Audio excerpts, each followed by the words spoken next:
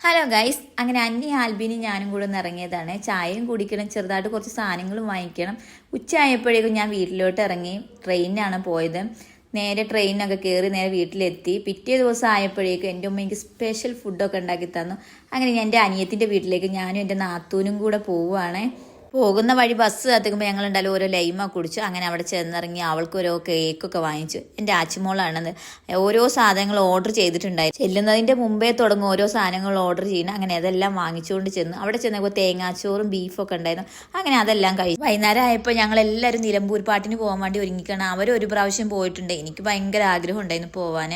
അങ്ങനെ ഞാൻ ചെന്നിട്ട് പോകാൻ വേണ്ടി വെയിറ്റ് ചെയ്തതായിരുന്നു. അങ്ങനെ ഞാനും ഞങ്ങളെല്ലാവരും കൂടെ നിലമ്പൂർ പാട്ട് കാണാൻ പോയതാണ്. ഞങ്ങളെല്ലാവരും ഈ ഒരു തോണിയിൽ കയറിയിട്ടുണ്ടായിരുന്നു ഇവിടെ. പക്ഷെ എനിക്ക് പേടിയായതുകൊണ്ട് തന്നെ നടുക്കാണ് ഇരുന്നത്. ഞാനും നാത്തൂനും അല്ലുമോളും കൂടെയാണ് പോയത്. ഭയങ്കര പേടിയായിരുന്നു.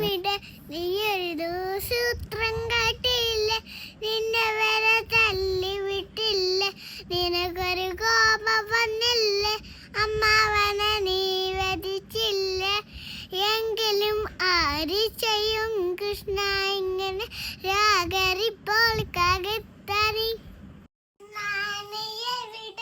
നീയൊരു സൂത്രം കാട്ടില്ല, നിന്നെ വരെ തല്ലി വിട്ടില്ല, നിനക്കൊരു കോപം വന്നില്ല, അമ്മാവനെ നീ വധിച്ചില്ല, എങ്കിലും ആര് ചെയ്യും കൃഷ്ണ ഇങ്ങനെ രാഗരിപ്പോൾ കകത്തറി.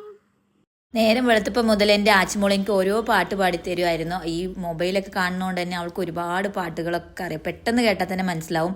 അങ്ങനെ അവൾ ഓരോ പാട്ടൊക്കെ പാടി. ഞങ്ങൾ എന്തായാലും ഉച്ചയായപ്പോൾ എല്ലാവരും കൂടെ പുറത്തുനിന്ന് ഫുഡ് കഴിക്കാൻ വേണ്ടി ഇറങ്ങിയതാണ്. അങ്ങനെ ഓരോ വെറൈറ്റി ഫുഡുകളൊക്കെ ഓർഡർ ചെയ്ത് ഞാൻ എന്തായാലും ഇല്ലാത്തുമ്പോൾ എല്ലാവരും ഒരുമിച്ചാണ് പോവാറുള്ളത്. ഇന്ന് ഞാനും കൂടെ കൂടി അവരെ കൂടെ.